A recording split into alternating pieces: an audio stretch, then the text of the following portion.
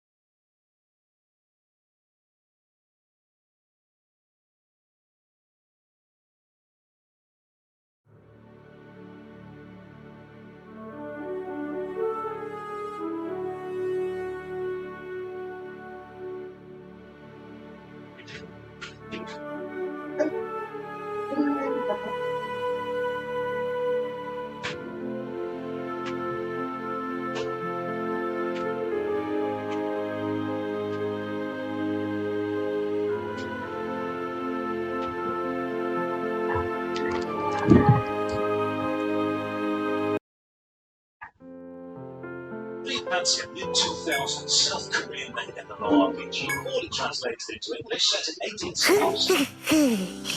今日も冒険頑張るのだ。 Essence of America. Central to French classical and German. いってらっしゃい。 Titles in Spanish translates to Pomegranate Sword has 2 hours in. It's a quest where you meet a child into adoption. Strap in. I don't smoke. Welcome, I'm Josh Strathers, and this is Wallace MMO, a series where I play every element. I am pleased to find ways to drop a like on the video or sub to the channel for more MMO stuff. Click the bell for all. So we can just start from whatever floor we want now. So shortcuts are a little less important in the dungeon design. Bardo Espardo sounds like something Harry Potter would order at Starbucks. It's actually one of the higher rated level. See, more positive reviews than most. So I had it was going in. Don't worry. Dashed when I saw the Stars game text spilling over the edge of the button bracket. I believe this tiny design choice, while not important by itself, is indicative. It's a telltale sign of a lack of care or polish in a game. So entirely off this badly placed text, I'm going to predict there will be no care. Playing experience. Game launches, Dime Store, Yennefer, and so much tightly held sidebook that Tom is probably painted on. So launch the game, and first off, you create your family name. You see, the gimmick in Granado Bavano is you don't control one character, you control 3, your family. We'll see exactly how that works later because it's like a really bad Dragon Age. This is also our first time hearing background music, and when I said French aristocracy, I mean it, which you create your character to this.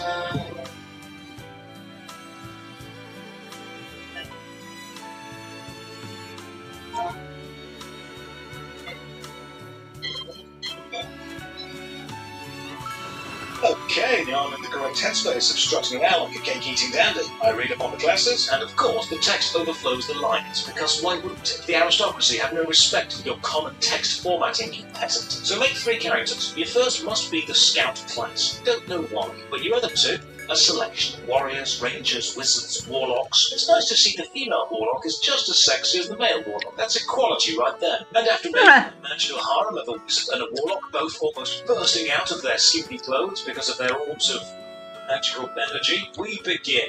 One final family check from the barracks screen, and then you launch the game by clicking Saved Game, and we begin in the magical city of Startonia. I could not write a more on-the-nose parody. So gameplay. Top-down camera. Rotate it by holding right-click, left-click to move. Select which character you're moving, either on the left or click drag. A selection box. Think of it like Baldur's Gate 3, but instead of pristine gameplay polish and world-class writing passion, you're controlling 3 drunk elitist nepo babies with all the personality of a stale baguette. You can change which character is seen as the lead by clicking the little crown icon by their names. In days of play, this never actually mattered. So Startonia, left click to move, all of the green arrows. What button do you think opens the quest list?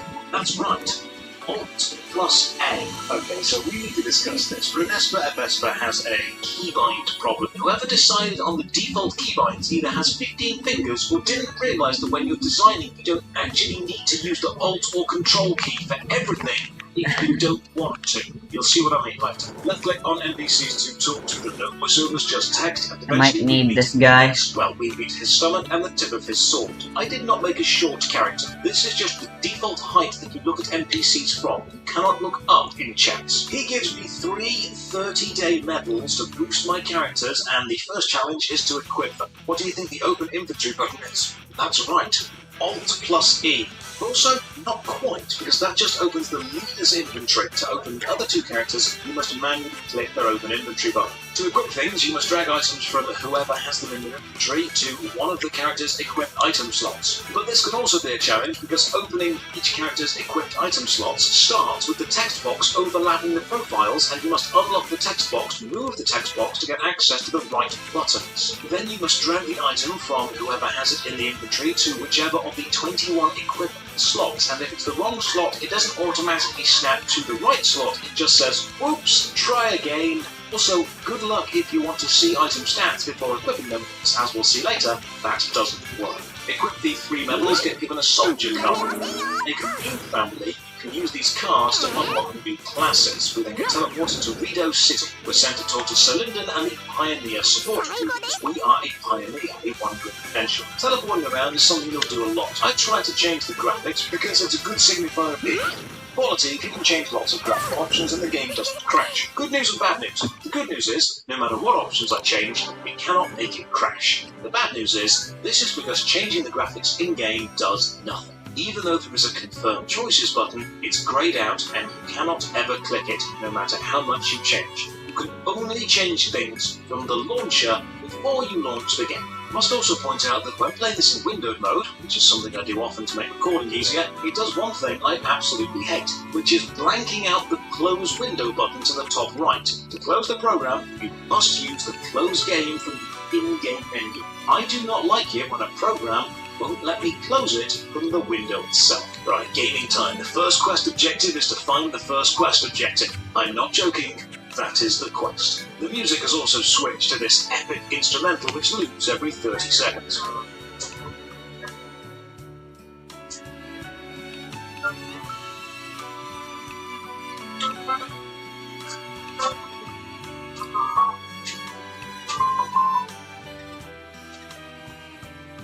I think the best word to describe Grandiose Pomegranate is overwhelming. The music, the amount of UI elements, the character systems, the amount of info on the map, the NPCs, the labels, the city, the insane keybinds. There's a lot to take in. Now, I'm not against complex games at all. I'm replaying Morrowind on Twitch, and the leveling system in Morrowind alone is more complicated than all of Skyrim. But a complex game needs to have excellent pacing to slowly introduce all of its systems and stack them in a meaningful way so the player feels in control and can see the connections between these systems. This does not do that. There is no pacing here. Pacing is a dirty word in Pomegranate Land. You will have all the systems all at once and you will like it. So what I'm going to do to avoid burnout is just play.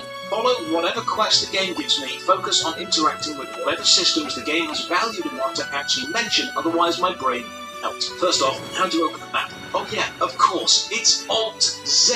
It's so intuitive. But hang on, there's not just one map, there are three. The actual map, which shows your facing and a current vision, but not important quest people. The quest list, which shows a map of the area you're in and what to do and where you need to go, but not your character, so you have no location reference for yourself, or the local area map, which shows NPCs. And there's a search function here, but it's not that useful because it doesn't show quests. And on the general map, you can click to move, but not on the other two. Sometimes, navigation is a case of using all three and some brain power. Your quest map will say where to go down here, and the map links that you need to take to get from A to B. Thanks, I guess. The general map will show you where you are and how to reach each link.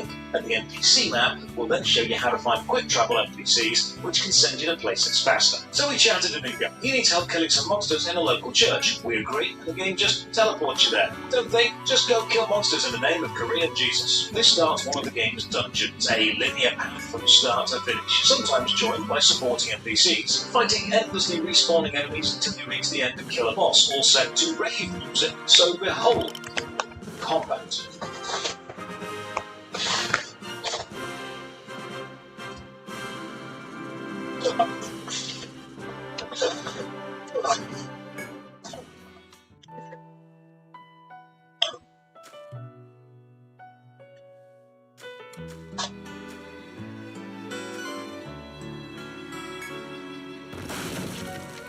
Oh god, this is my fault, isn't it? I'm always asking for early game dungeons, but this feels like the monkey's paw curls a finger. The designers were like, fine, we'll give you early game dungeons. It's gold. Combat is, in a word, boring. You can left click to attack, or press spacebar to attack the nearest enemy. Your main guy, the scout, has no melee attack unless equipped with a dagger, and you don't start with one. Both my magical girls have ranged fireball attacks. Now, each character does have skills and abilities, but you're never told this. The scout can with your team.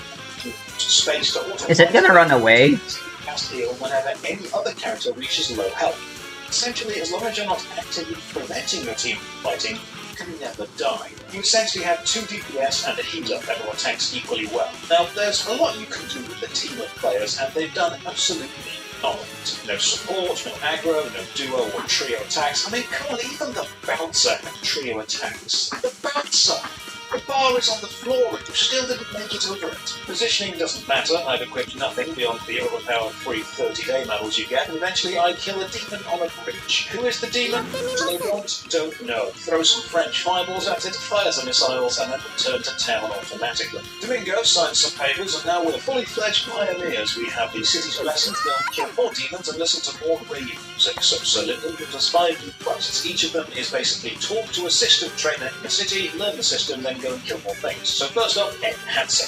Grand Cabbage feels like a game designed by committee women almost talking to each other. You know that game where you fold a bit of paper several times over and each person draws a small bit of a monster on it, then passes it on to the next and unfolds it and draws the next bit. Then you unfold the whole paper and the end creature is a random mash of many designs. This feels like that. Yes, it is one experience, but nothing works together. No system enhances complements. Along every class moves, looks and feels the same. We speak to a family attribute master trainer and they say, level up your brave stat. But brave isn't a stat, you have to choose intrepidity. To make travel quicker, you can use the window or open the general or quest map and right-click on a quest given to automatically move there. And despite being told to do this, you're then told you didn't memorize the route, so you can't fast travel via the menu you get, despite being told to do that in the game. Basically, you get a quest, you can see the final zone, and you can regular map to find where that zone is and work backwards zone to zone to find the connections you need to make. So we run off, and we're told to get a bomb. local statue. So we do that. But then I try to walk back because, I've been given the quest and I've met the quest giver before, and I'm told I can't due to lack of FASO. What is FASO? It's obvious. It's the Samoan word for communication. Because Grim Dibbly is on a quest to smash every nationality into this mess of a game. Next up, go to Ferruccio Junction. Ferruccio being an Italian name, one iron sword. Named as the junction map features a giant dude with a sword. We're told to use the save warp to reach it. But what does that mean? How do you do it? It sounds like something a speedrunner would do, and I do not know what the save warp is. So manually work out the map. Leave the city by the Queen's Gate, travel through the stone pit, get to the junction. Playing Grand Vegetable feels like joining an anime mid-season in a very convoluted and rather dull arc. There's a lot going on, but I'm not reason to care about anything. Normally in games you start underpowered, your growth is part of the journey, and you're the underdog waiting up. But here you are clearly immensely rich, powerful, and unkillable from the start. There's no feeling of progression. Like a vegetarian barbecue, there's just no stakes. While out in the field, we meet this guy who's lost his girlfriend. She's trapped in a local dungeon and he wants us to go and rescue her. Teleports us there because apparently he's a magical wizard that can do that, but is incapable of rescuing her himself. This starts a wave defense section where a slow sludge of different looking but identical acting enemies move towards you and you just kind of stand there and don't die. It's very unlikely how every enemy looks different, yet they all have exactly the same AI and similar attacks. Nothing feels different. So we survive and rescue the girl and return to the guy. He shows us a picture of her and says, "What do you think?" And if you say, "Yeah, she's pretty," the guy attacks you for thinking of trying to steal his girlfriend. So you fight, and when you win, he leaves her and joins your family. Which means Granada Espada lets you beat up a love-struck child, then forcefully adopt them. I've also discovered you need to remove any weapon your scout has equipped if you want to use their heal skill, and as healing is way better than damage, that's pretty much a no-brainer. A guy called Jack that sends us to the stone pit to kill some more enemies and potentially unlock some more kids for the family, and this game is just infuriating because I actually don't hate any individual aspect of design. I hate how they're put together. If you break this game down into its component parts, each of them is good. Graphics fine, sound design, the music is misplaced, but it's high quality. UI is busy but functional. The 3-character party system isn't a bad design in itself, but it's not explained or used in an interesting way. The equip system is complex and deep, but it's never needed. The quest list is functional enough to use 3 windows to get all the information. If you break Granada Espada into its fundamental systems, each is a very good system. But together, they become a mess because none of them enhance any of the others. Having 3 party members never actually leads you to equip or play them differently. Mechanically, you're just playing a big-headed 6-armed character. The level layout and locations look fine, but teleporting from A to B means I never connect where I am to where I was. And the illusion of depth, which is hinted at with a giant statue, a city, a war, a family, never actually results in you making any choices which relate to this. It's like trying to bake a cake by throwing all of the initially correct ingredients into a big bucket, stamping them together, or the resulting sludge onto a tire pipe with one point of cake that looks or tastes like a cake. This is what happens when you let the ideas die. Make something. There are indeed lots of good ideas, but you're missing the invisible essential stuff which connects good ideas together and makes them actually work, like pacing, narrative structure, tutorial, character connections to the world, combat, challenge and balance, slowly stacking mechanics or impactful player choices, systems. Like how the game was controllable for my entire playtime, the best choice was always to select all of them and tackle one thing. You can use the system, which can have incredible tactical depth, as a gimmick and then not done anything tactical. The next time someone says, "Oh, I've got a great idea for a game," I'll be thinking, so did Granada Espada. Loads of ideas, but lots of ideas in isolation is not normally as fun as a few specific ideas linked together and fully realised. If you get attacked out of the ring and you don't press spacebar, won't fight back. So I just stand there and see how long it takes to die. It takes about 15 minutes for one character to be killed, and then I notice 2 things. 1, once a character is killed, they'll get back up after about 36 seconds. So unless your team is wiped out, you're technically invincible. And 2, why is the crocodile standing up and punching me? Is this like a really rough cut of Tekken? Does the crocodile dream of being a boxer? And then I realise it's done. They've just given the crocodile enemy kangaroo set. Seriously, look at this. A crocodile hops around, jabs, and jump kicks. They are kangaroos. They've clearly just given non-model and texture on the rig. Fight through the stone pit to reach a jag, tilt the camera up to try and look at the rather nice scenery and landscape, and accidentally just full-on upskirt it. There you go, fan service. It truly is an anime game now. Guess it's impressive they modelled and textured everything. On playing, a new patch note comes out. Point 1 is letting players know the compensation items for server instability are being removed, so grab them quickly, and point 2 is letting you know that there's a new loot box in the cash shop, so go and buy it. To be honest, those 2 patch notes being 1 and 2 don't really inspire the most confidence in it. Check the notice board in town for more tasks, and why am I slowing down? Why do I just see the bottom edge of the board? So I grab a task, go and speak to Inch and learn handsick. This process upgrades weapons, but once you try to upgrade a weapon past +5, there is a 50% chance the upgrade will fail and the weapon will be straight up destroyed. But don't worry, the secondary crystals will guarantee the upgrade will work. So there's actually a chance if you do fail this, you can soft lock yourself out of your starting equipment. But that's fine because your equipment doesn't matter. Also, there is a cash shop where you can buy everything you might need, because of course there is. 3 things in life are certain: death, taxes, and MMO cash shops. You can't equip the sword as the scout because you don't know how to use them, but here's a fun little one. I have 2 body armor pieces, one in my inventory, one equipped. They are the same named piece, but one of them is more powerful. One I have equipped, when I cursor over it, shows its defensive value. But the one in the inventory shows 0 when I cursor over that. I know this is wrong, because the one in the inventory is the upgraded one. So I equip it, and now it shows a higher defensive value. But the other piece, now in the inventory, shows 0. So armor pieces in the inventory will show an armor value of 0, despite them having a value. See it when the piece is equipped. I go to Rachel next and learn how to add sockets to items. You put gems into sockets and make weapons more better at making stuff more deadly. But after adding 1 socket, there's a chance that every additional attempt will destroy the item, because of course there is. Next quest, go and find some old armor at the giant statue junction. Doesn't say where, just says around the statue. By now, I've been playing for about a day, so I take a break and I return to the game, and returning to this game is daunting. Because while I've played some bad games on this series, Ranabado is the strongest feeling of I just don't want to play this anymore. Perfect example of 2 decent systems making each other worse. The floor is nicely textured, the chat box is nicely laid out, the chat box is transparent, the text is white, and that's it.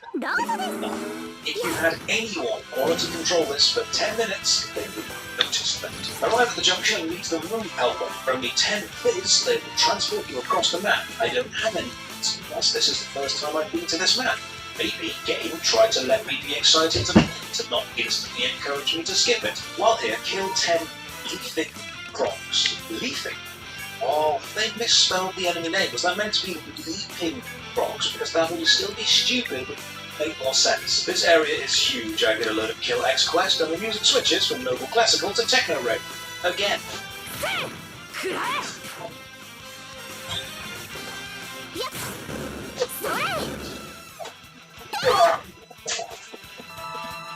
I don't know what 5 Abadada is. Even the screenshots show the armor styles and general ambience being all over. Much like the mechanical designs having lots of unrelated systems all kind of close. Damn it. The style remains consistent, but the time period or level of technology on display within it is so incredibly wild. Run along and pull a massive enemy group as aggro rangers seem quite big, kill everything, and one enemy drops a rifle, but nobody knows how to use it. Seriously, your class is Scout. Your entire class identity is moving away from the main force and scouting situations out, staying out of enemy range and gathering data, and you're confused by a sword and a rifle. The most common fantasy weapon, and the best weapon to let you keep some sort of distance. I'm trying to find this old armor, but I just can't. Then I discover the Info Center, a window full of useful information. What keybind do you think opens the Information Center? That's right, Alt-N. This NPC then says, my neighbor Dore boasted of having increased her barracks slots. Such a bad Who is Dore? You don't need to know such a girl. They'll slow down their game. Don't know me. Maybe you need to increase the barracks slots. Is exactly what I want. Discover the Fast Walk menu. It links you to the major lower-level cities and instantly unlocks from the start. You can't walk while in combat, but you can walk while being attacked and not retaliating, because that is clearly not the same as combat. Back at the main city, we are praised for our stellar work at killing things around the giant statue, and then we some 30-day wins as our reward, and then given the next quest, go back to the statue and kill even more things. Stunning pacing game, just absolutely stunning, 10 out of 10. So I travel back and like an angry avenging angel return to set everything on fire. Under a man so aggressively French, just being near him made to protest something. He wants me to kill 5 plants, so while here I speak to more locals and collect more local quests. This guy Sharon wants me to identify a mysterious T-box. My god, he really will do anything except release Ashes of Creation mode. Spot another player in the game and say hi, and get no response. Then learn Enchanting, which is the same as Enhancing, except it tastes more magical. Then go to the big quests I found, which are all talk X or kill X. But a touch I do like is, on the quest list, you have a linear track punctuated by these lion icons showing you the steps of the quest you're on. That's a nice visual. This quest needs me to interact with the notice board in 3 cities, and once again my vertically challenged character stares to the lower edge, and then we use the waypoint system to teleport to another city. The game never mentions the waypoint system, I think it just assumes you know what that is. The loading screen also seems to be St. Paul's Cathedral, which is in London, and others are reminiscent of. So I journey around, and I think the best description of this game is aggressively boring. It's not like it's not doing stuff, it's doing lots of stuff, but none of it's landed, nothing works together. It's like a one-liner comedian, and none of the jokes are hitting. They're not offensively bad, they're just really dumb. So while I'm playing, let's have a read of some reviews. It's an old game, but perfect to play it when you're working from home and to leave overnight leveling up. This person has played for 1,024 hours. Good RPG. This person has played for 4,073 hours. Training to players is still the best in gaming. 8,080 hours. Fun thing about the game, play 3 characters simultaneously. The Victorian era theme is fantastic. Fun raid of 12 to 30 players. 17,951 hours. Some players are getting banned for no reason. Facts. 27,887 hours. I'm going to stop reading reviews for this game because they're scary. What the fuck? To see the wide open yonder. If there's one thing Granado Encanto has going for it, it's actually the graphics. No, the game isn't fully open world, it's several larger maps all joined together, but the maps themselves do look inviting. The distant scenery looks interesting, and maybe, just maybe, if I wander off the beaten path, if I roam free, I'll discover a whole new adventure. A small-scale problem I can solve. Maybe I can go and be a real wild adventurer. No, there are invisible walls everywhere, but that's the main question, idiot. Why would you even want to explore? I spent a while trying to find the old armor for this quest, and I can't, so I tried the wiki, and the game actually has a relatively fleshed out wiki. The armor is under some stones, so I search around, find it, and then get sent to Alquet Mareza, a dungeon. Oh, I love dungeons. Let's hope this one's better. Through the spider-infested forest, and oh hey, this is where I killed that demon on that bridge earlier. Into the dungeon, and now you strange design choices. Enemies in dungeons do not stop spawning ever. You can just stand still, turn on defend area stance, and grind forever. Now, there is a system designed to stop you from doing this. Barrels will spawn in the dungeon, and if you attack them, lots of... Technically, the status ailment resistance skills are good, but that kinda anti-synergizes with this thing. We kinda want to get ailments with Liana. Via the Nightmare Zone, but that is usually an experience you want to provide to our higher level players who actively seek that out. A reward after several hours of adventure, not something you want a new player to experience a few hours in and become the adventure itself. So I spent literal hours just standing here letting my party kill everything, and I gain a few levels, but it's important to remember, apart from the 30-day wait which I was given at the start, I've not had to equip a single piece of anything. I've not had to micromanage combat at all. I've not had to engage with the systems any deeper. Force tutorials maybe, and even when I do, I don't actually gain a sense of increased power. There's just no incentive to pay attention. Oh, this dungeon also has background music. Lyrics. Just give it a listen. I've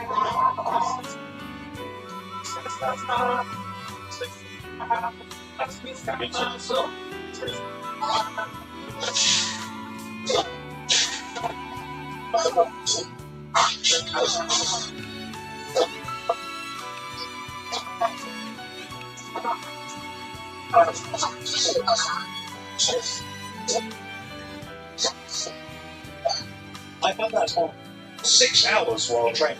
Follow some more quests and figure out more directions, and then I realised another design I dislike. The quest instructions have managed to be the worst of both worlds. See, over on Twitch, I can be played morally excellent. I've been really appreciating the lack of icons and directional markers, having to rely on It's a chance. plain text of the game to explore the world using the in-game directions. It's the opposite of Skyrim, which gives you big shiny markers everywhere. No push you really need it. Grandad of Spandex doesn't neither. It doesn't give you large floating markers, nor does it give you written instructions that are specific or accurate, leaving you to kind of vaguely figure out where it wants you to go and how to get there from a series of map windows. Kill this level 20 flaming horse by just slowly it down. Sometimes it does a quick attack shown by a red marker, and the first few times I actually do another way to try and engage with the mechanic, but then I realise you don't need to and can just out-heal everything. And you don't even need to be the one to heal, remember? Your scout character will just do it for you.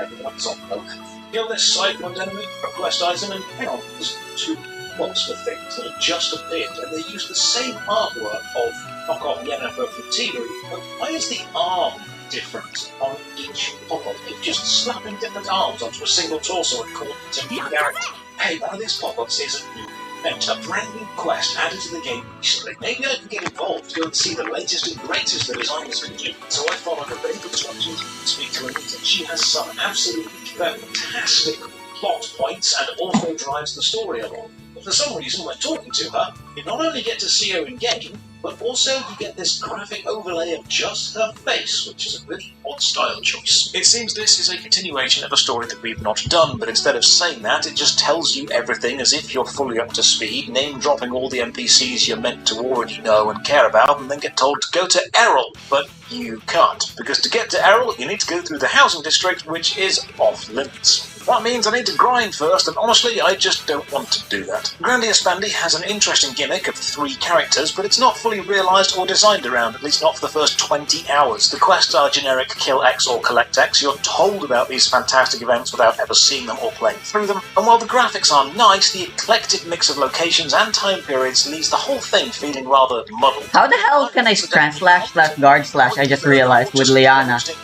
She's using a stick.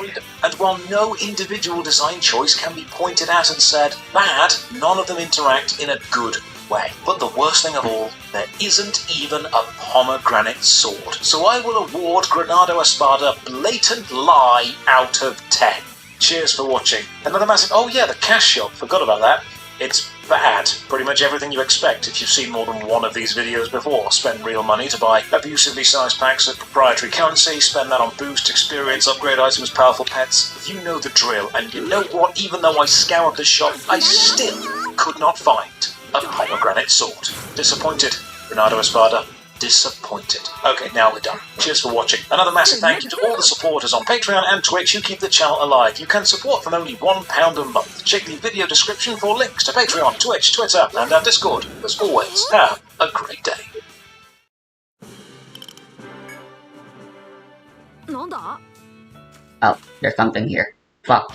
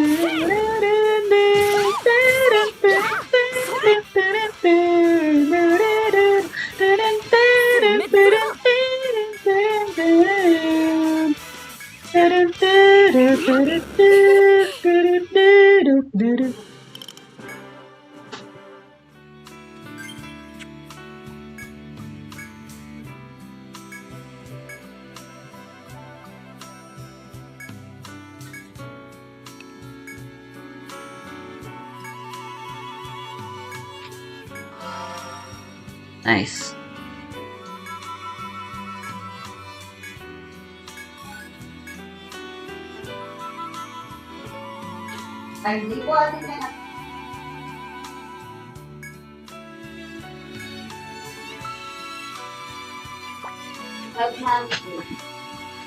Alright.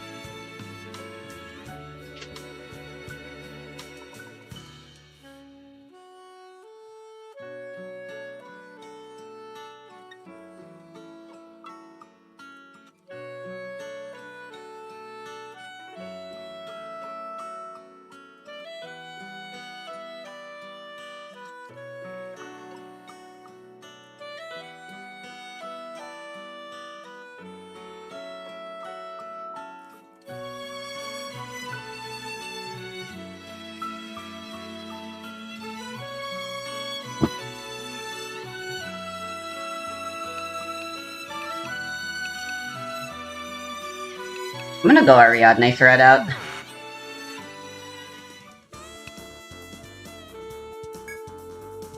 いらっしゃい。なんじゃ、お主たちか。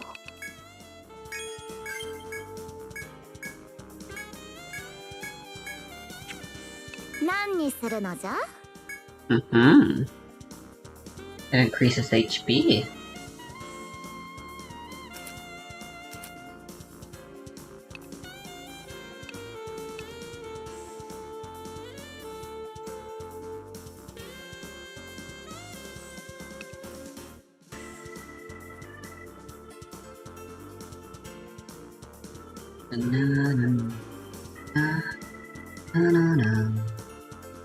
A new gun. Vitality isn't all that useful though.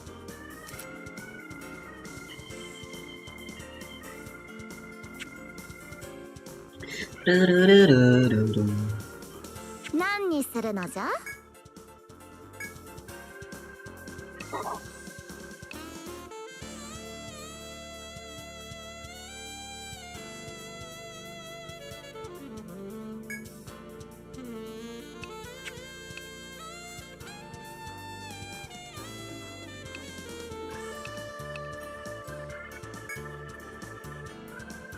うむ。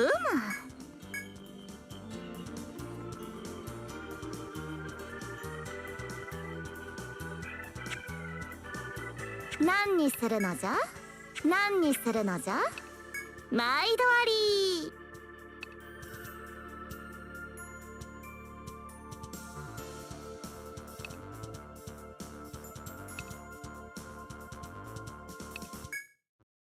よく来たな。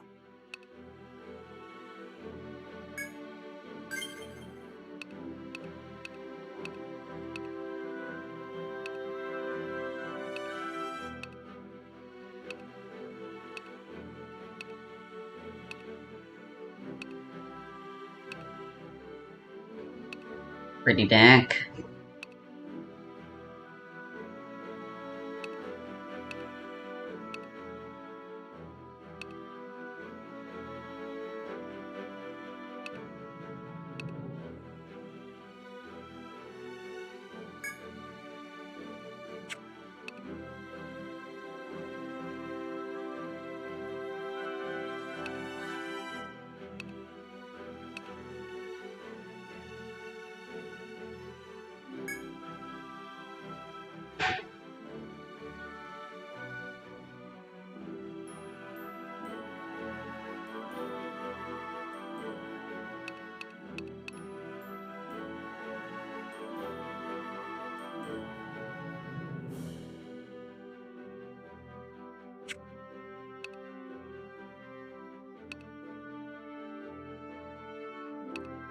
Who else are backline fighters?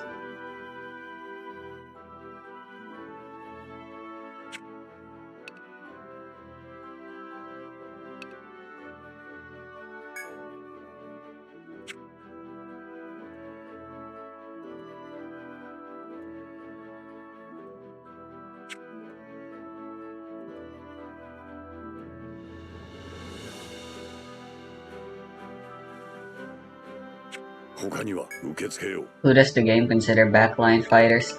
For some reason, and this really bugs me, ninjas don't have an ability that negates the backline damage penalties.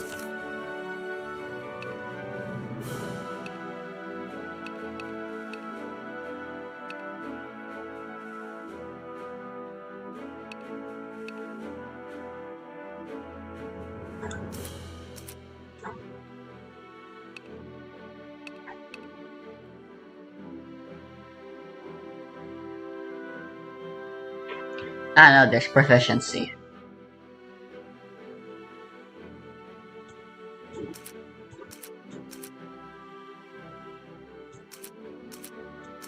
But it takes until max level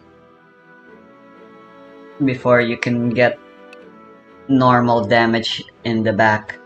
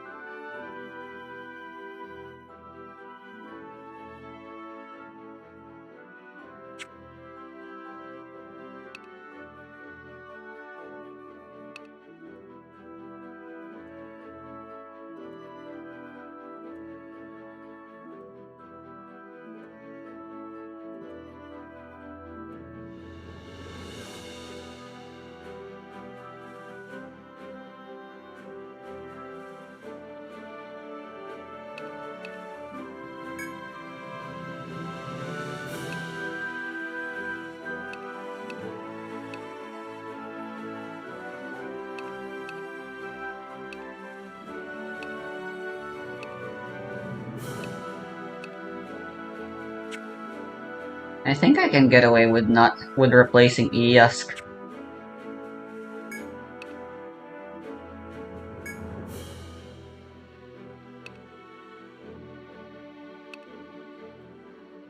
I like her, but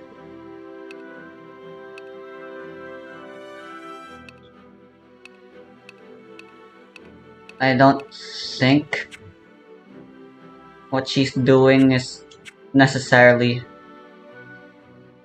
受け付けよう。 Who do I replace?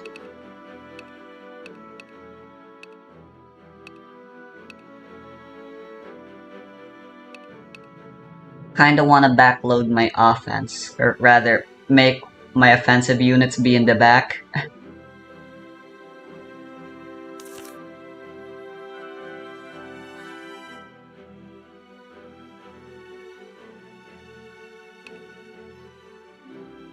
Wait, what was I looking for here?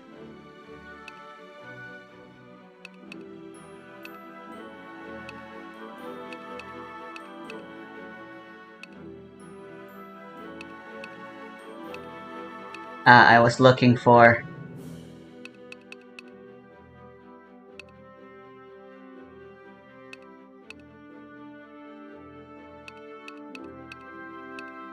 Well, I mean... Ninpo Mirage could be enough defensive utility.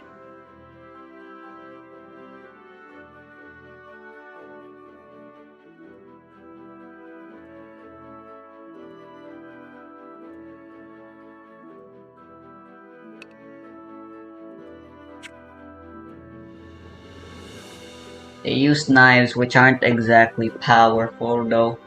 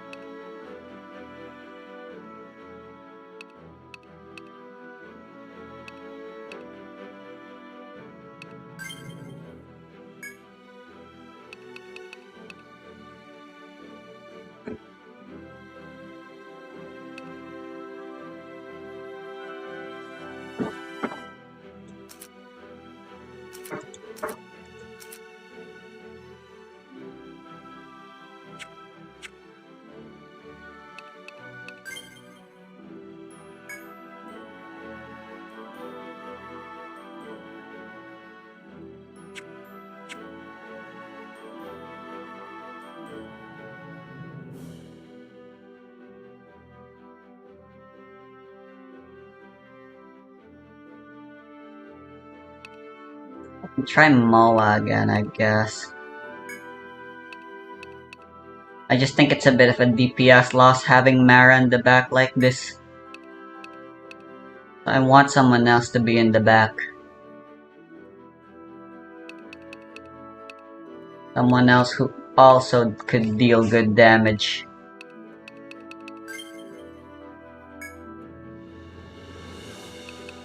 Potentially I can use Teosra. I'll have to rest her up.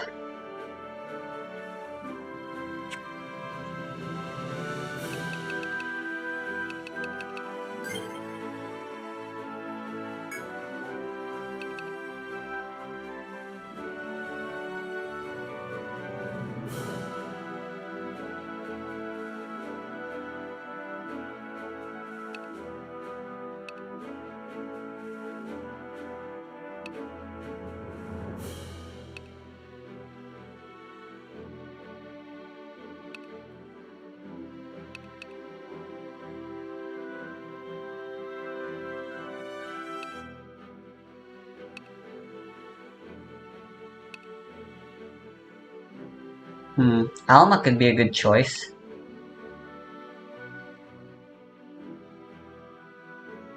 She'll be reliant on her skills, but her skills are good. There's also Decoy Sign. So Luvobi can go on the offensive mode thingy with a little bit less risk.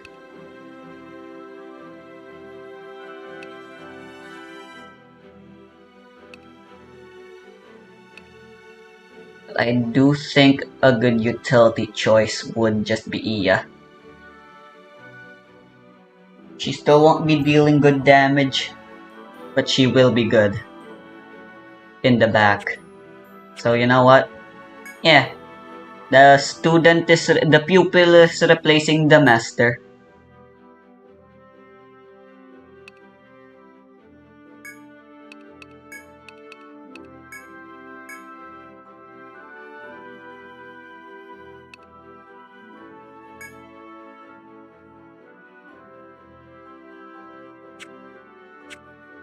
Hmm.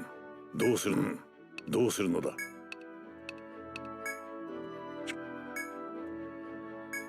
Let me put Mara in the front again.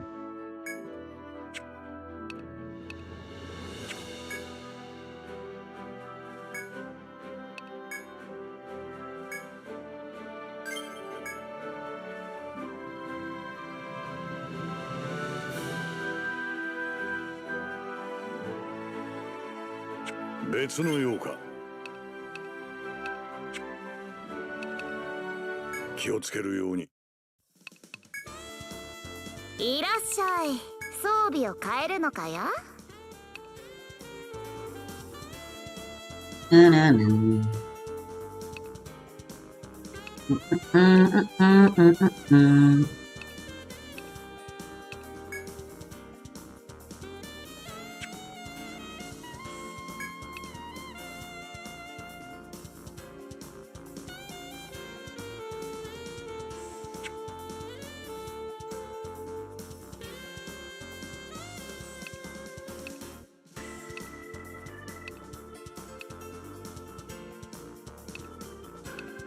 I think I should put the smart earring on Iya, because I'm definitely gonna be wanting to spam her skills.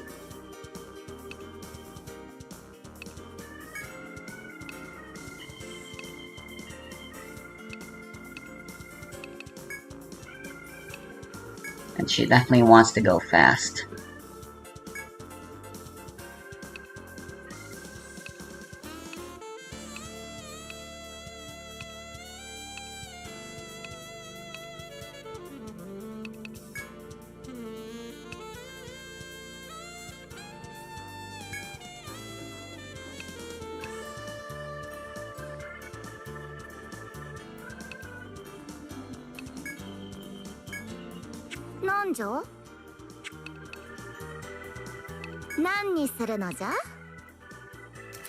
I definitely want her to be wielding a shield again.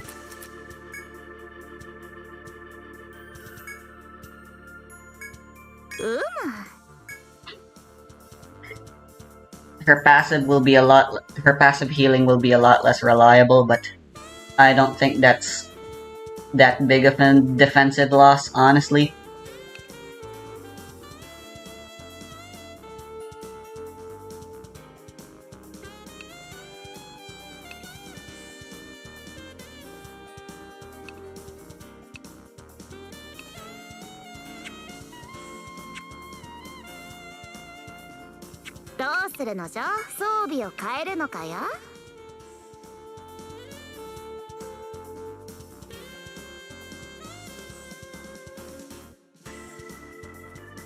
You know, honestly, is there even a point to having the memory conch? Since I have the stupid-ass DLC thingy. Well, I think it's too convenient to get rid of.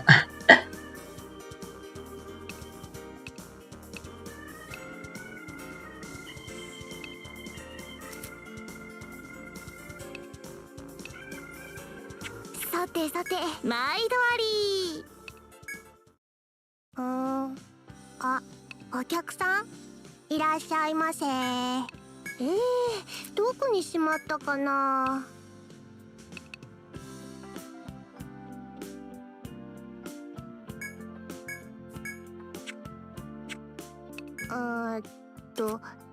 なんだっけ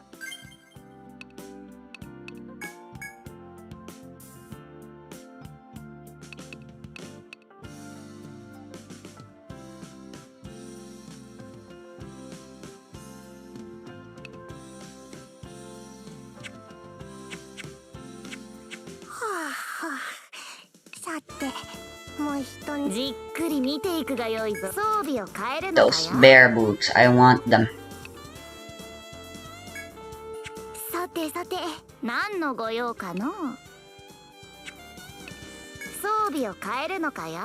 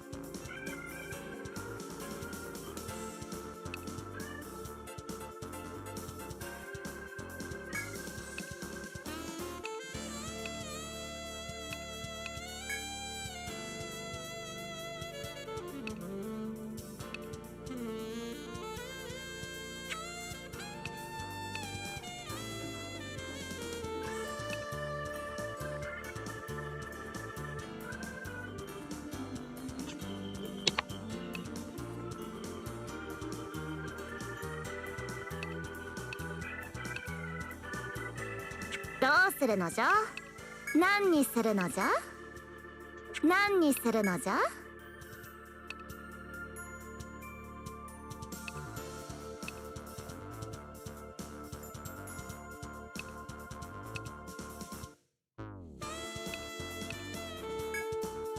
装備を変えるのかよ。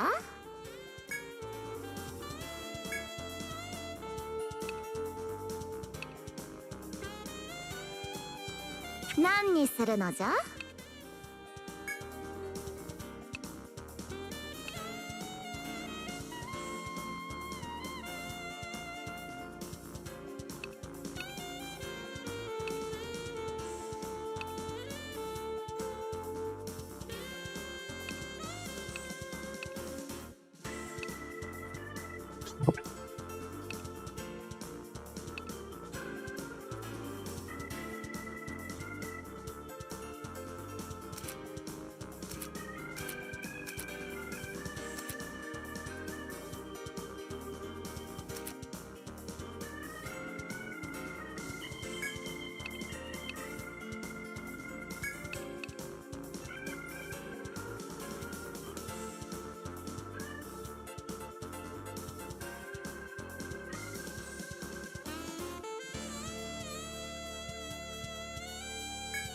装備を変えるのかよ。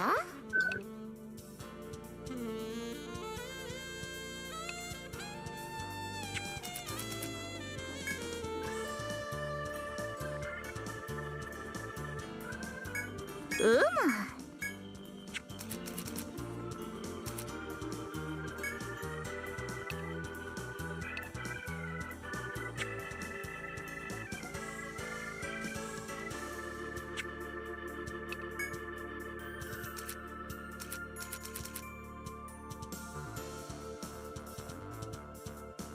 Oh yeah, they can use katanas too, apparently. So how does proficiency work?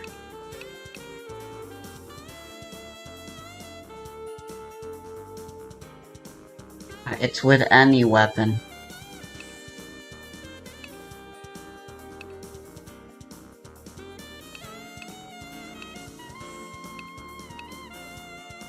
But she has skills that require her to use a knife.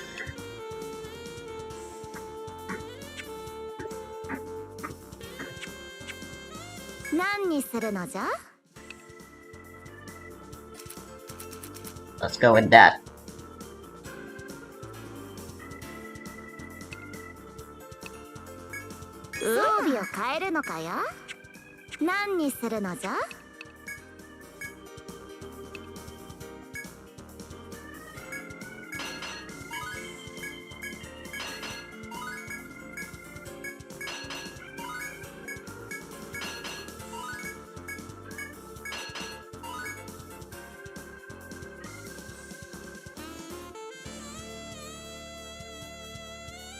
家事をするんじゃな。なんじゃ。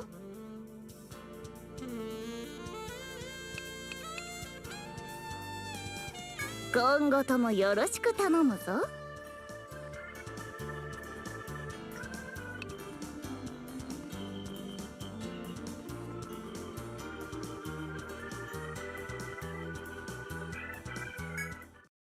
はあ、もう起こさんが変なんだよ。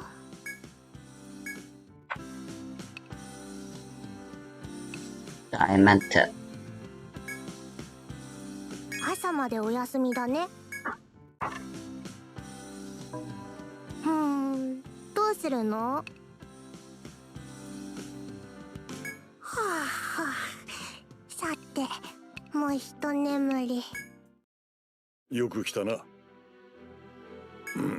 どうするのだ。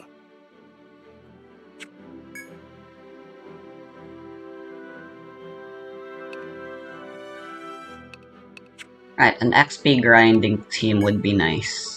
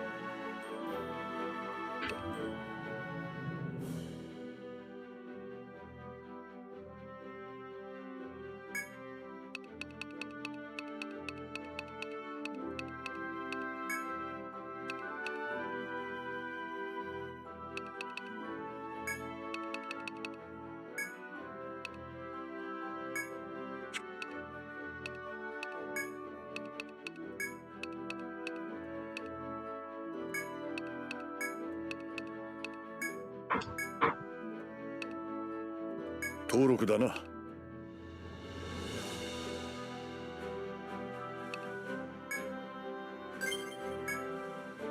Right, the reason this squad only has 4 party members is because an XP grinding team is only useful if it has a free slot to select a party member with which we can put in a character we want to actually grind with. Which in this case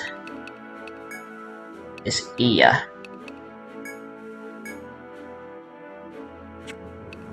どうするのだ。別のようか。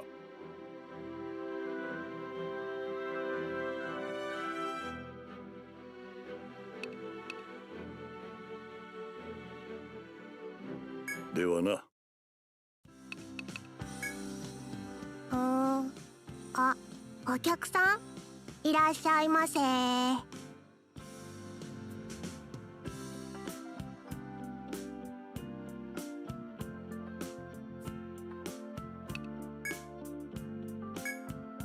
朝までお休みだね。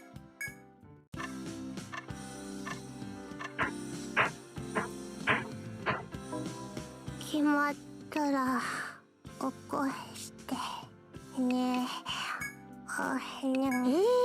どこにしまったかな。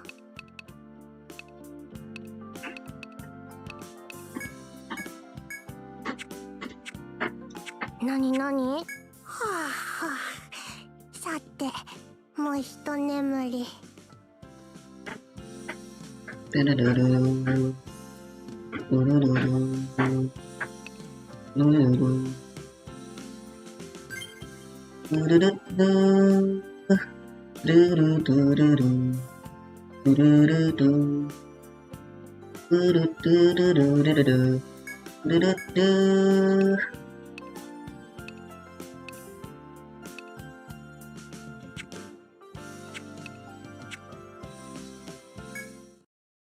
じっくり見ていくがよいぞ。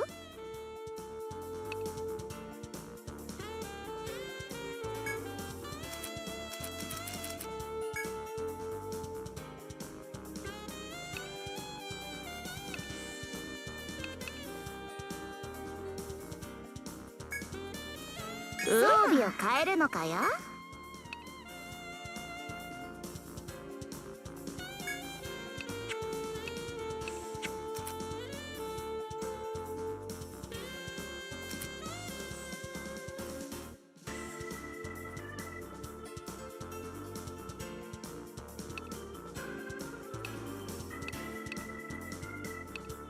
何にするの？なんじゃ？装備を変えるのかよ。なんじゃ？何にするのじゃ？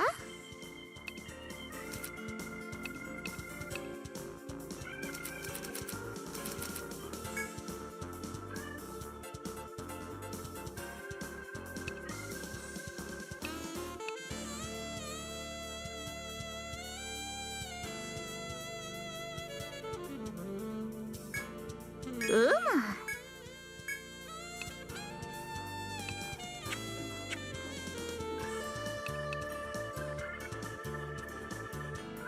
どうするの？装備を変えるのかよ。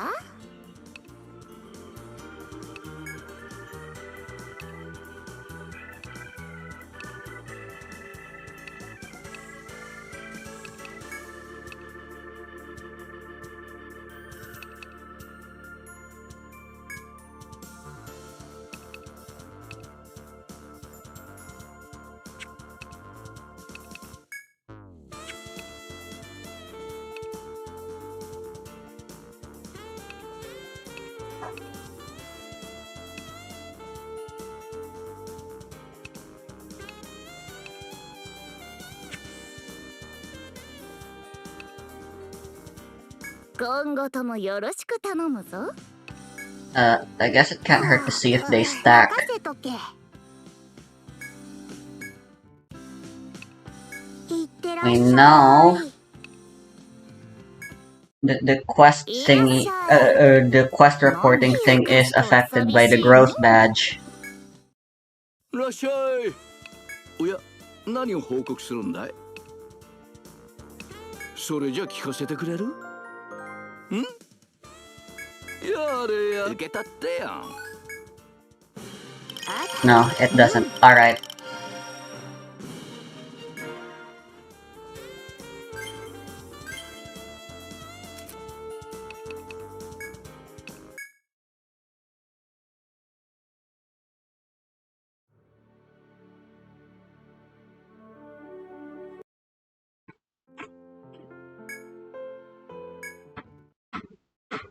Might as well level up my farming team. さて、もう一眠り。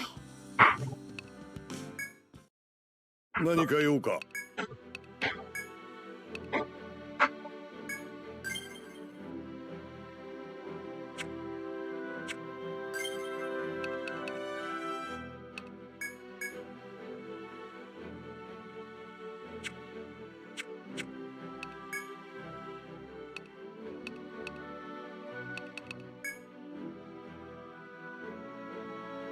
休養だな。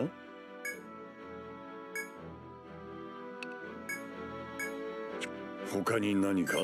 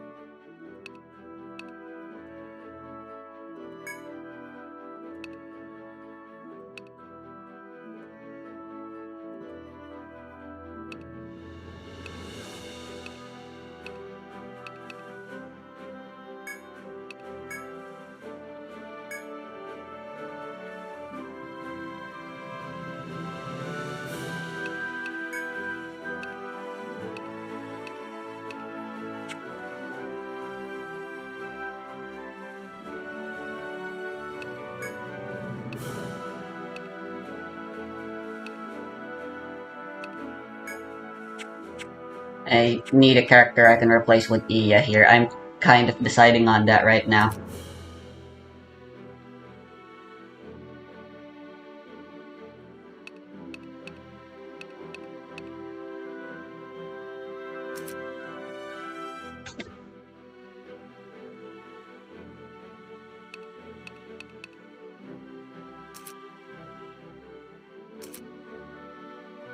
Fuck it. I'm replacing myself. どうするのだ。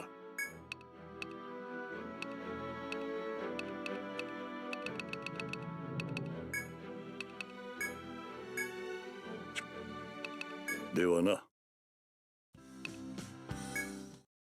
いらっしゃい。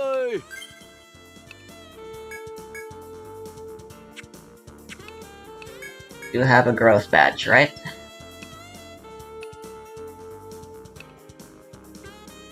Yeah, 2. Oh,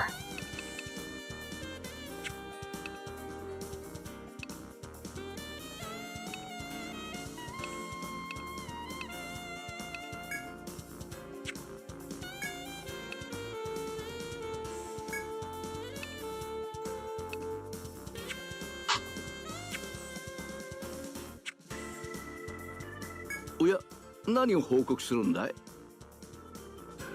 それじゃ聞かせてくれる？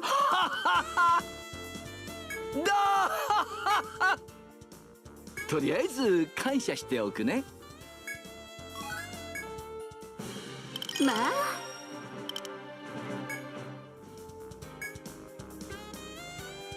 それじゃ聞かせてくれる？ん？やれやれ。受け取ってよ。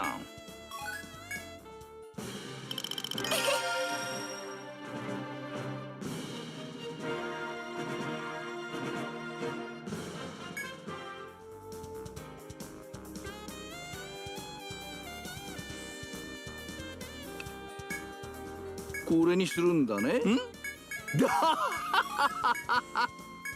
ん？どうするのかな？しっかりね。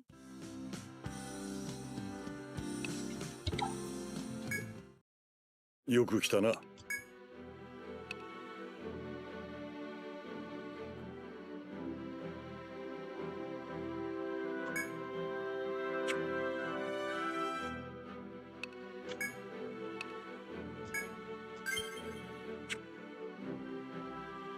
他に何か？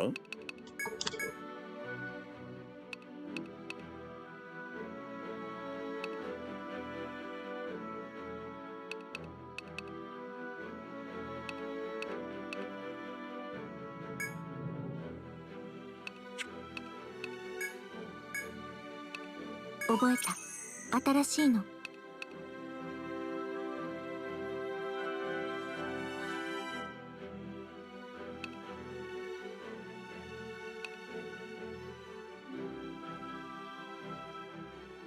Whoa.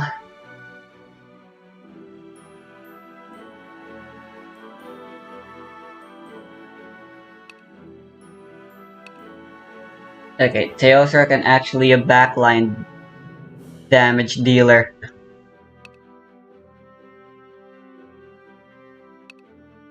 That's kinda cool. But I'm sticking to Iya. I've decided.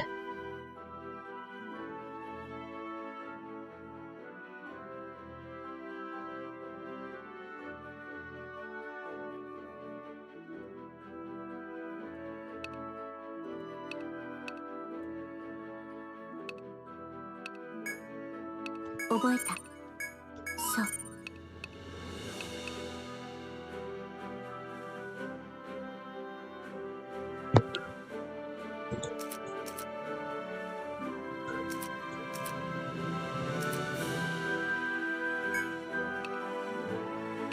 覚えた。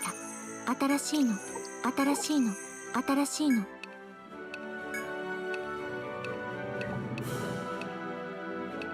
覚えた。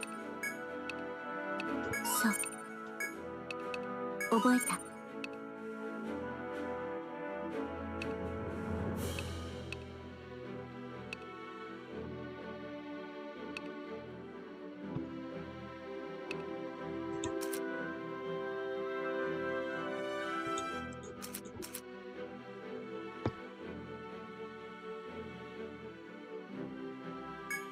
覚えた。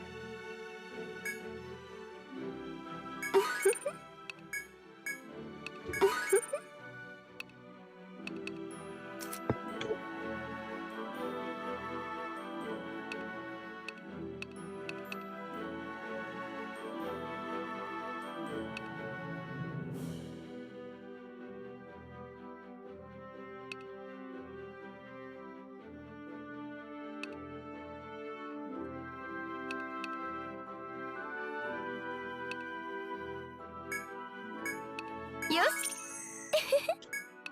I guess I can have myself specialize on these things.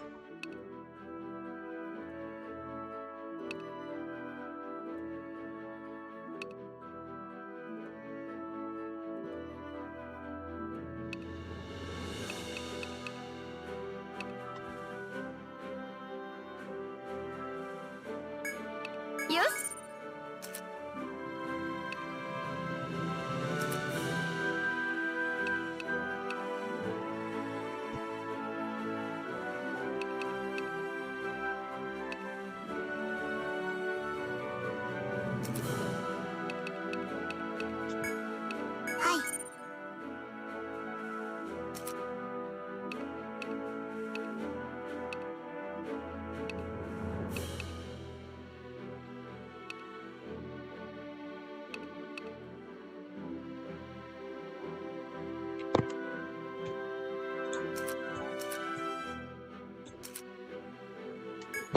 Hi. Hi.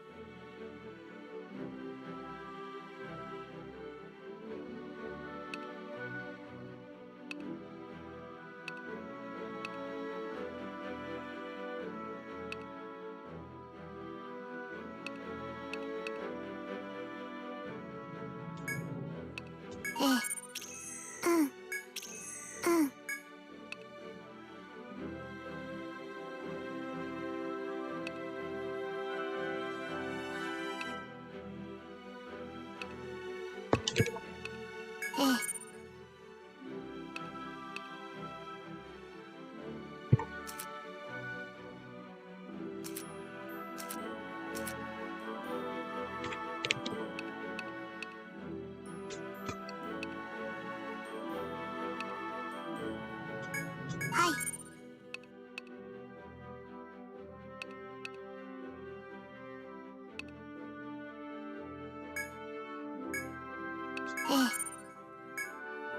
Yes.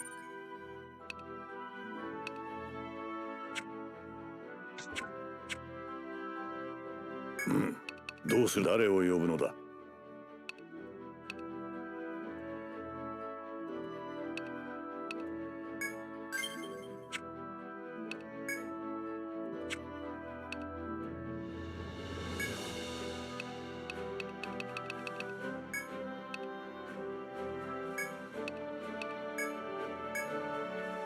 他には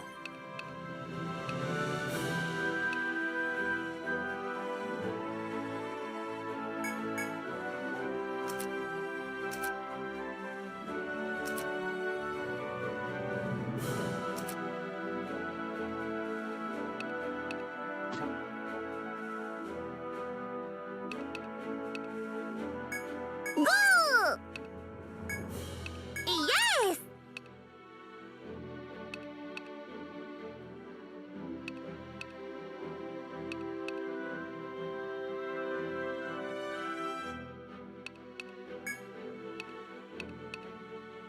Go!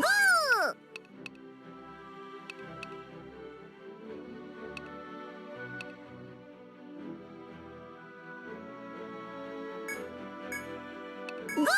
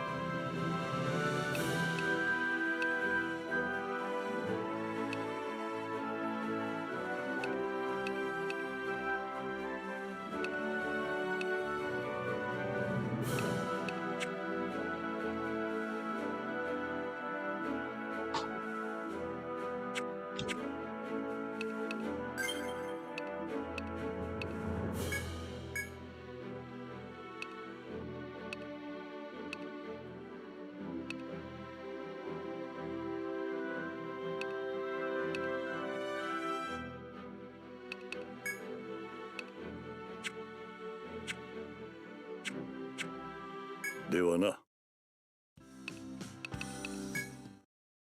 いらっしゃい。なんじゃ、お主たちか。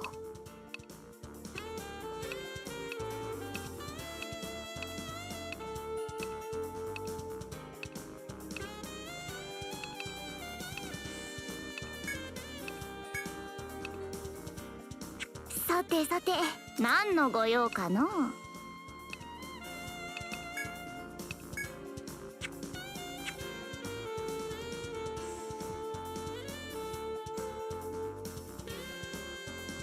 今後ともよろしく頼むぞ。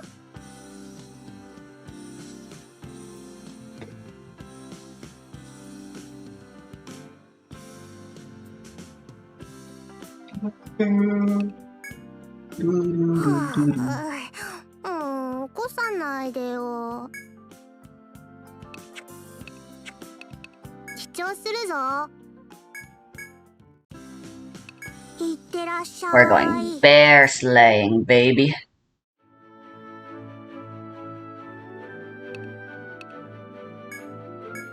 Or maybe I should go here instead first.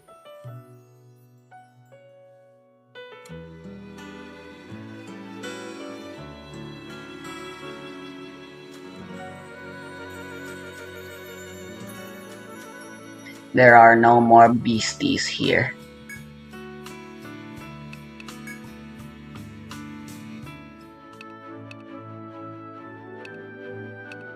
For what it's worth, I can also try beating up the boss here.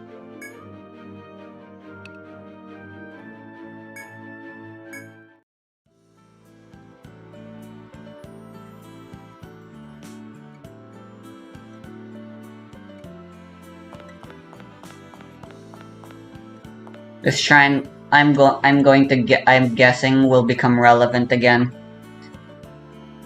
in the finale. Sometime near it. Calling it.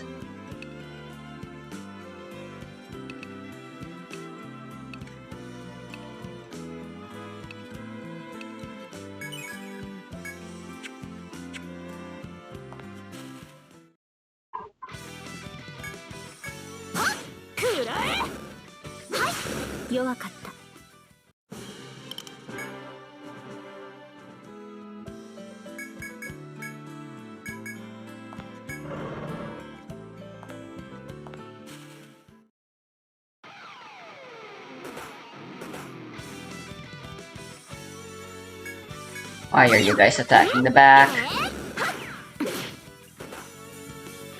次、最後。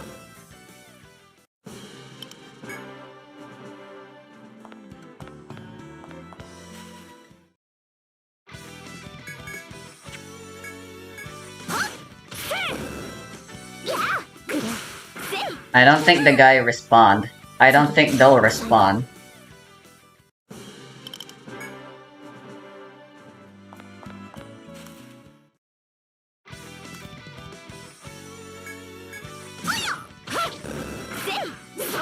Very easy ね。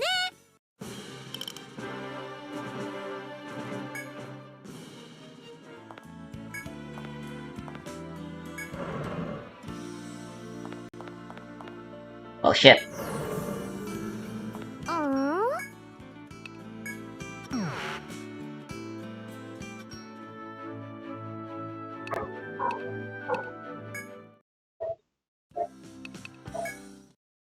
じっくり見ていくがよいぞ。鳥、何を売るの。さてさて、今後ともよろしく頼むぞ。May as well test something real quick. なんだよ。はあ、さて、もう一眠り。What level milestone am I going for? どうするのだ。 What level is the main team?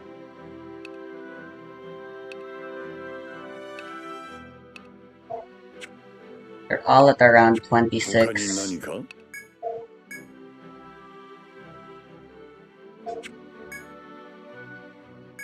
So that should be my goal. 気をつけるように。らっしゃい。おや、何を報告するんだ。それじゃ聞かせてくれる？いや、受けたってやん。That gets Ia to 21 with 69 XP to 22. Nice.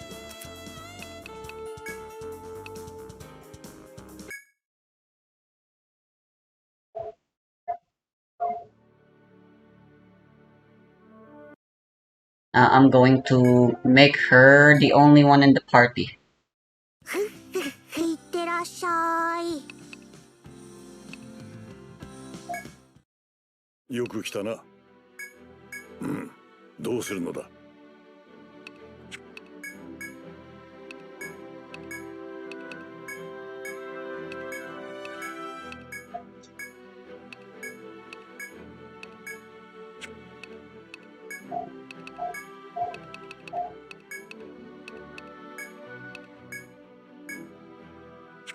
うん、別のようではな。らっしゃい。おや、何をそれじゃ聞かせてくれる？やれ、受けたってやん。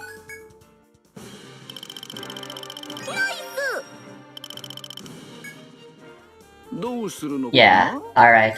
So always bring the full team. There's no point.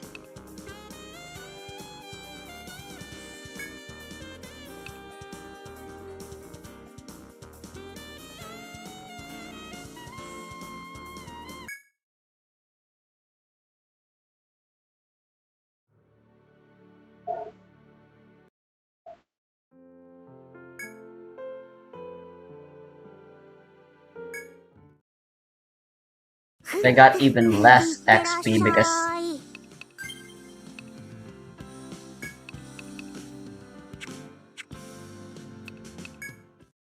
らっしゃい。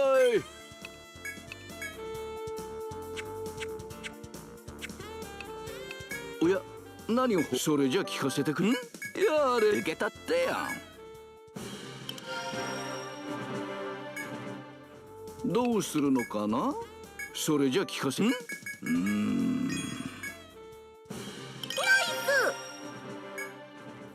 どうするのかな？これにするんだ。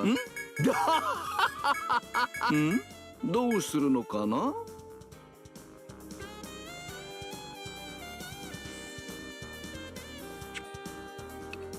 しっかりね。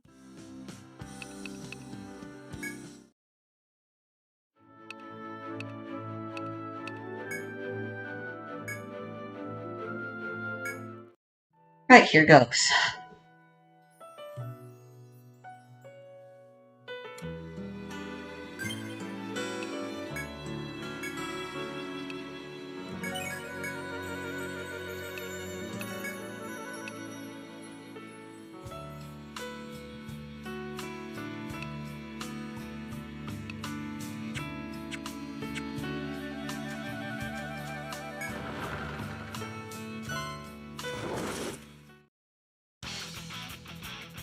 This works.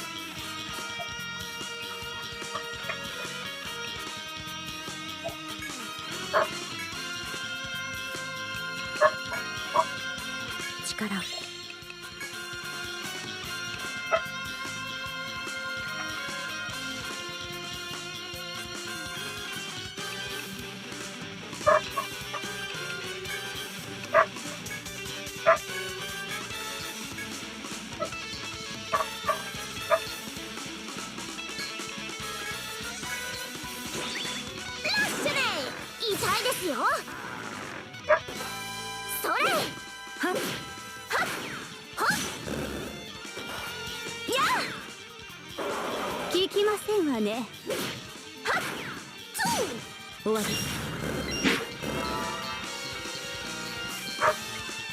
次、最後。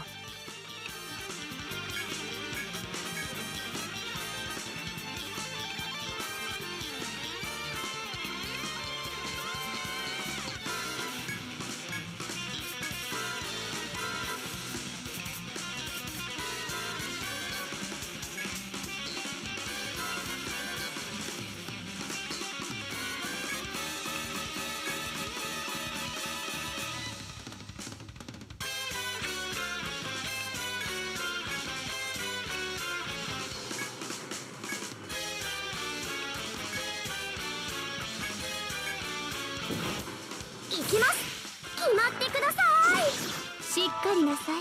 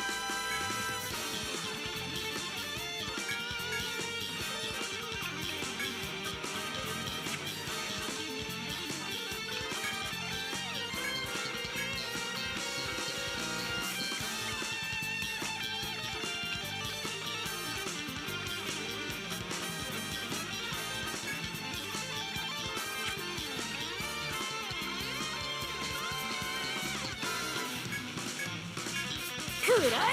任せろね。やあ。とどめ。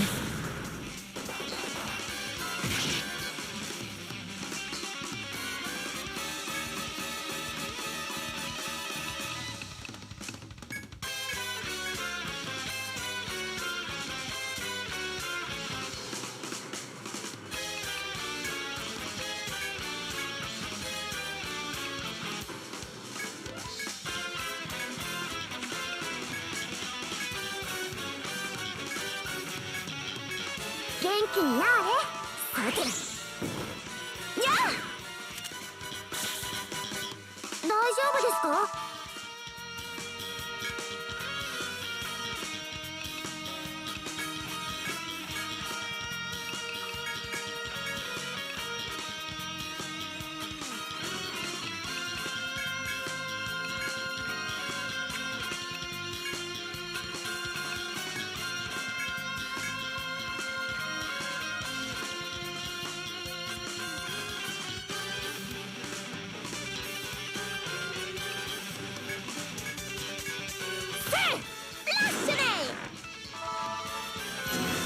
消えた。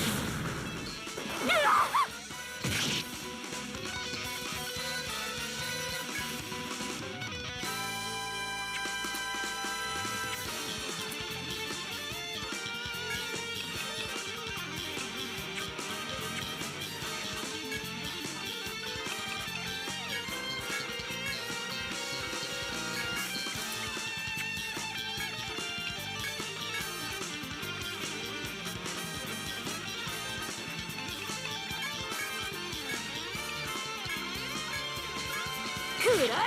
元気になあれ。突撃する。大丈夫ですか。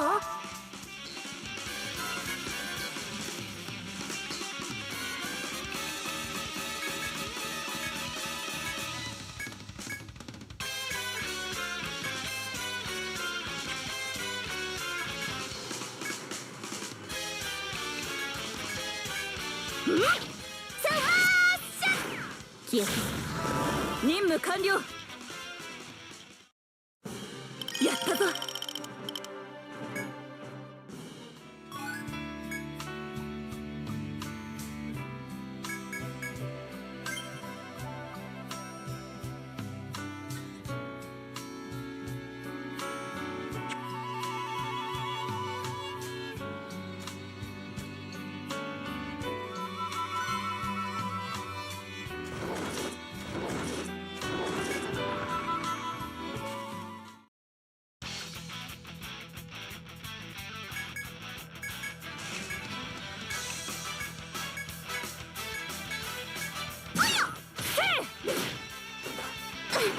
邪魔。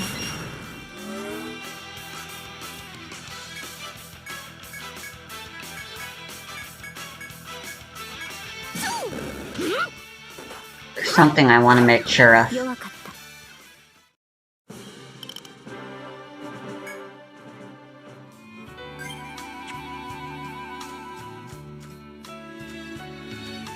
た。Oh, this guy isn't gold anymore. Lame.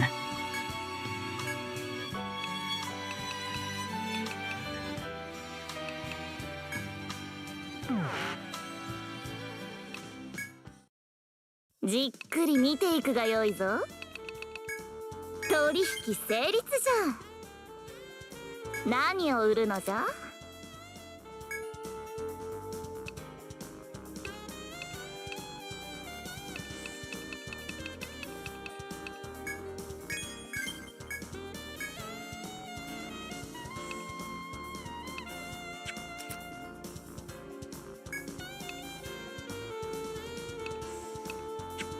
なんじゃ。うむ。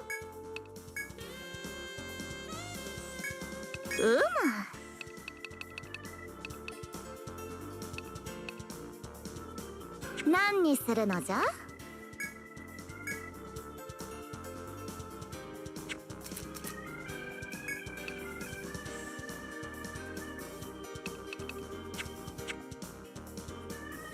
なんじゃ。今後ともよろしく頼むぞ。いらっしゃい。おや、それじゃ聞かせて。やれや。受けたってやん。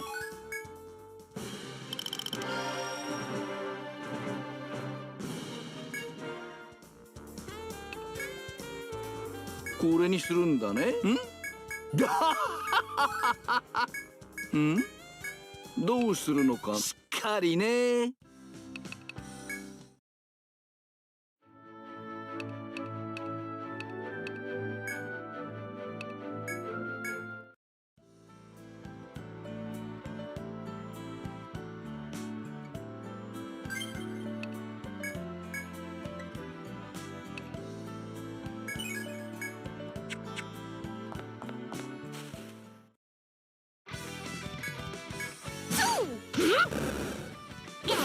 敵、沈黙を確認。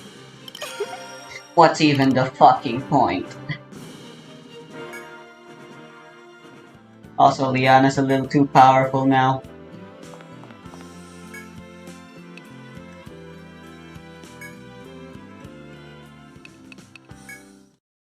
よく来たな。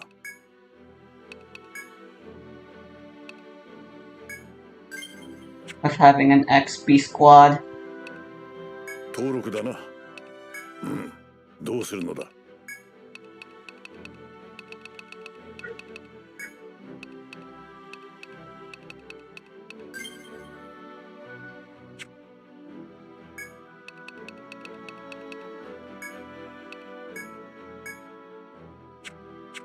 ではな。いらっしゃい。これにするんだね。どうするの。おや、それじゃ聞かせて。いや、受けたってや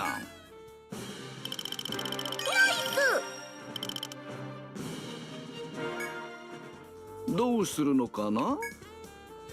これにするんだね。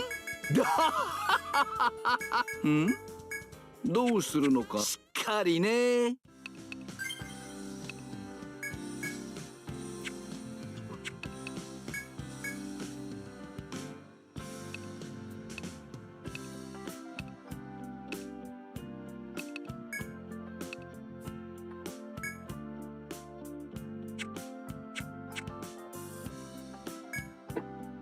はあ、なんだっけ。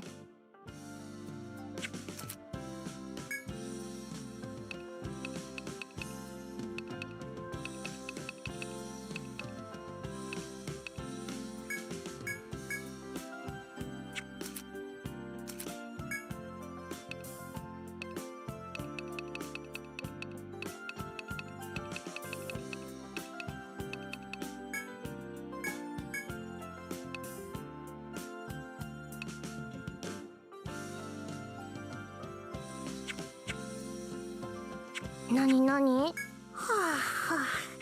さて、もういらっしゃい。なんじゃ、お主たちか。さてさて、毎度あり。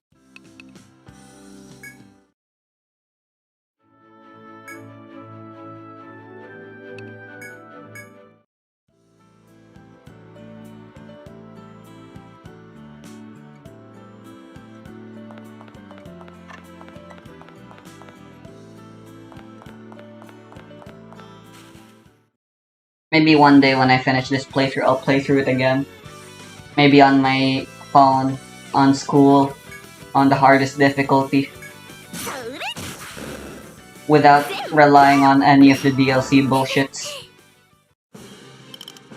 See how that feels.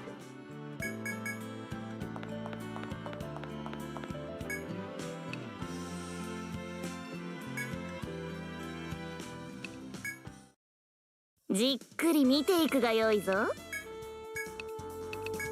取引成立じゃ。今後ともよろしく頼むぞ。らっしゃい。おや、何をそれじゃ聞かせて。いや、受けたってやん。レベルアップです。レベルアッ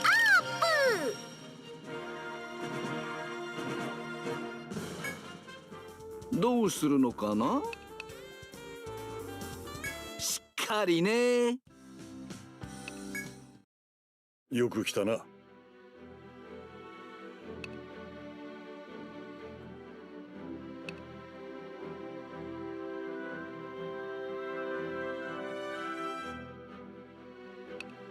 どうするのだ。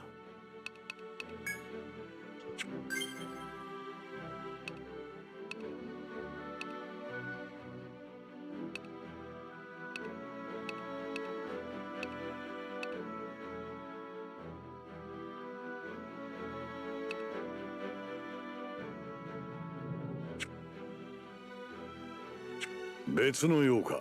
どうするのだ。誰を呼ぶのだ。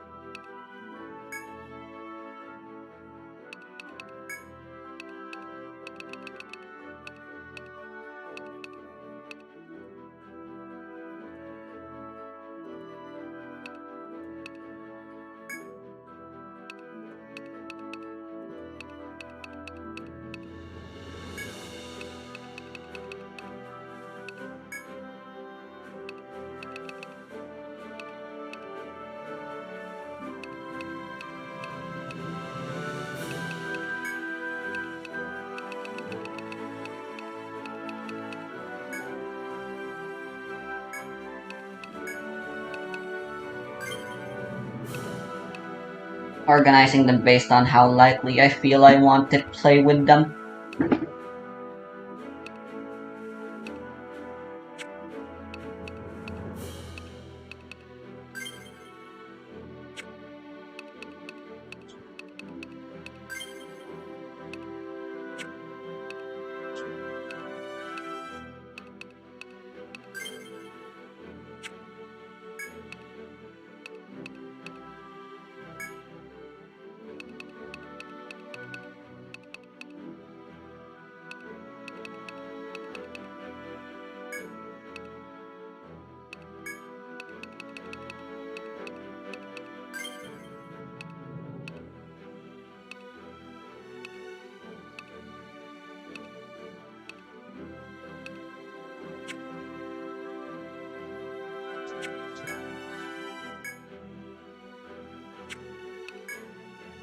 他には I want Myra to be the strongest in the main team.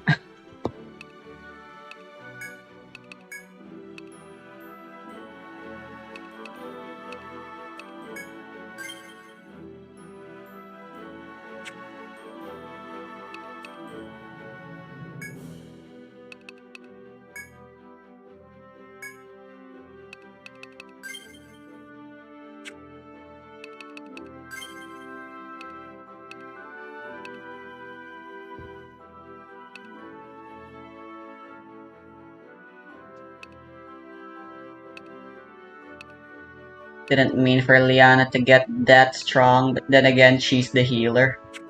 So I suppose that's fine.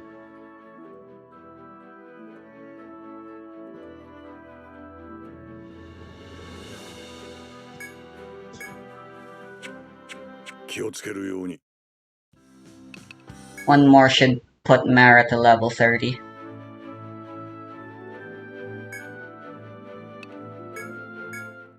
Yeah, this is literally the optimal strategy for XP grinding with the DLC.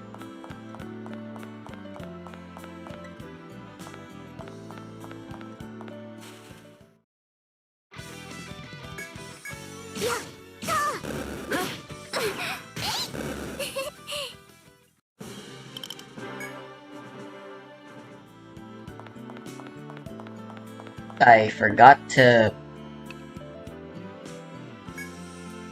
Or actually, No, I... らっしゃい。どれにすっかき俺にするんだね。んどうするのしっかりね。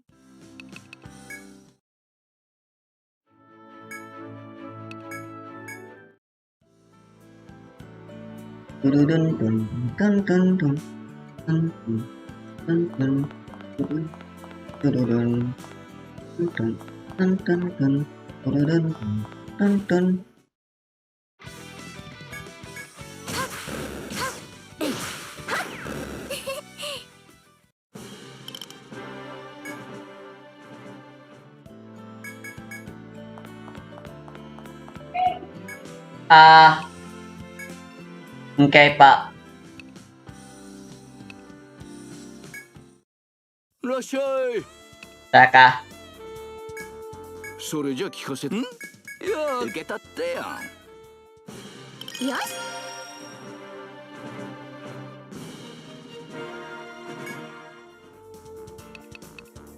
し。しっかりね。らっしゃい。どれにすっか決まったかな。どうするのかな。またおいで。はあ、なんだっけ。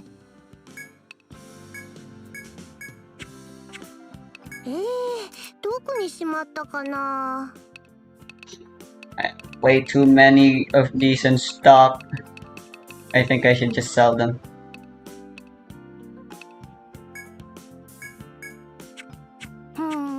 いってらっしゃい。いらっしゃい。何を売るのじゃ。鳥。何を売るのじゃ。鳥。何を売るのじゃ。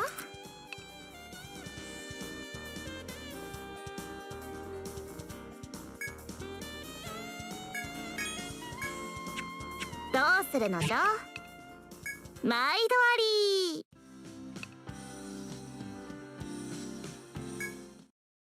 らっしゃい。またおいで。何か用か。どうするのだ。誰を呼ぶのだ。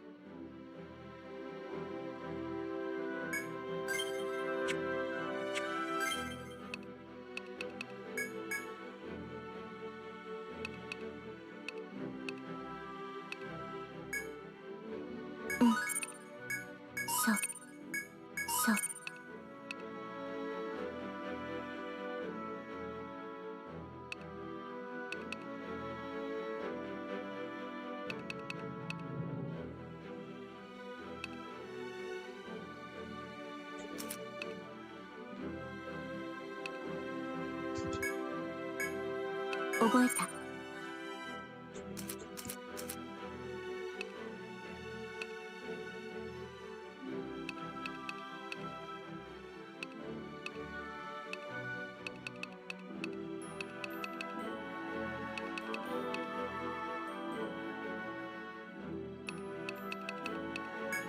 そう覚えた。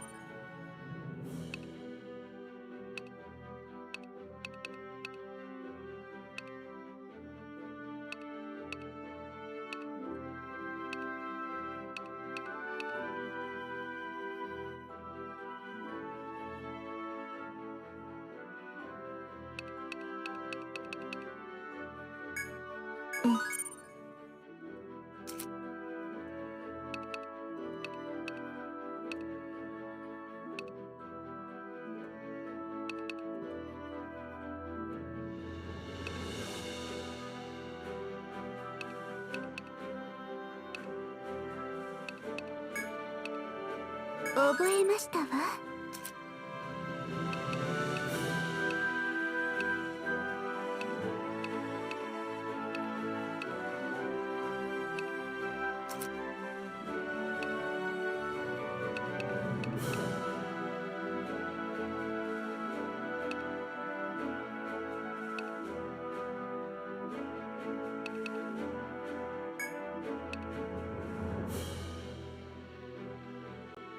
はい。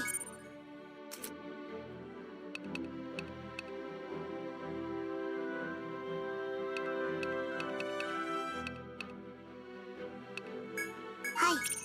うん。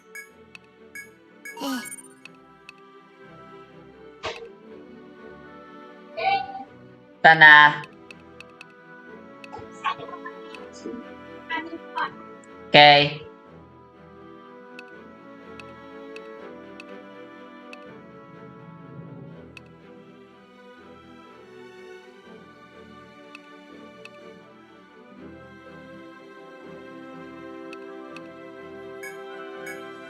よし。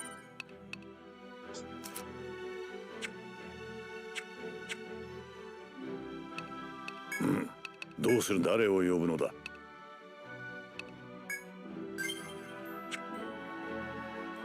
他に何か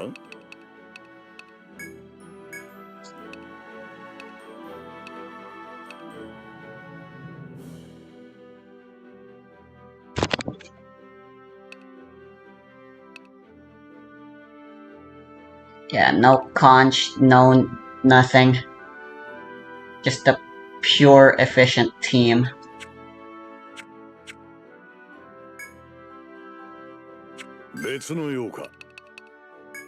I think that's fine. Considering where this team is and I have no plans to switch it out anytime soon, as there's not much of a need to.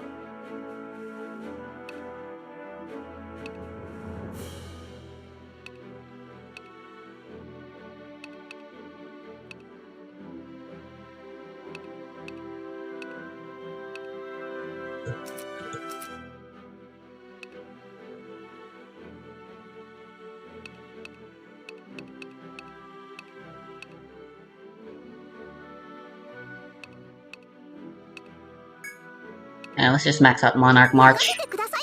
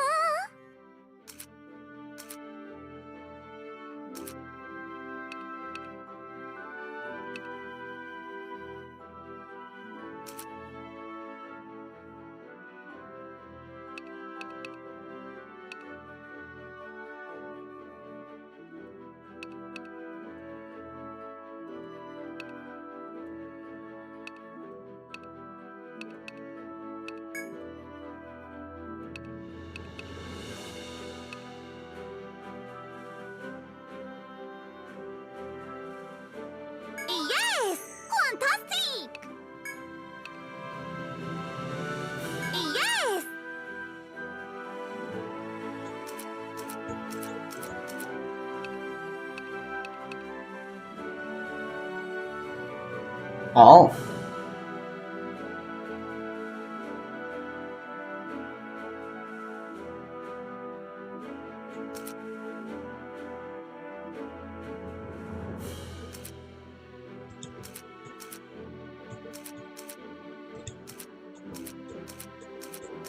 I want Ninpo double.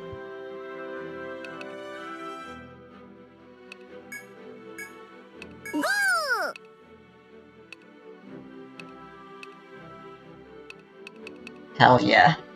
I could get Auto Mirage later, I suppose.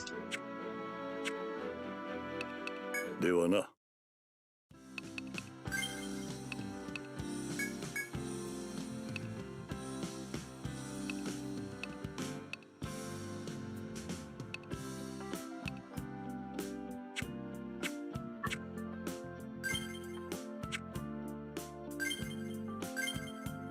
May as well, let's try Expert again.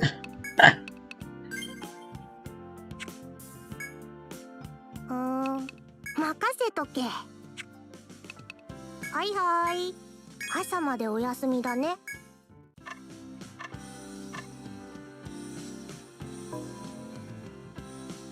The power of money sure is something.